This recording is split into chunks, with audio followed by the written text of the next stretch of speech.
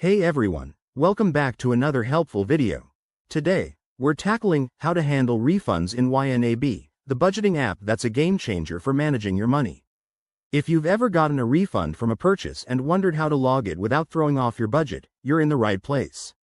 Let's break this down step by step so you can keep your finances on track. First things first, what's a refund in the world of YNAB? It's simply money coming back to you, like from a return, rebate, or overpayment. The key is treating it as an adjustment to your budget, not new income, to maintain accuracy. This ensures your spending categories reflect reality. Step 1. Open your YNAB app and head to the Transactions page. When you receive a refund, add it as a new inflow transaction. Be precise. Enter the exact amount and date to keep your records clean. Step 2. Categorize it wisely.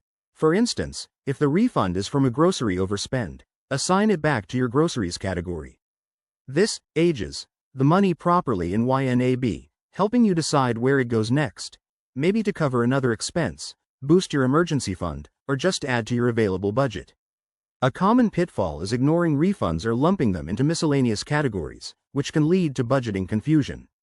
Always link it to the original outflow for better tracking.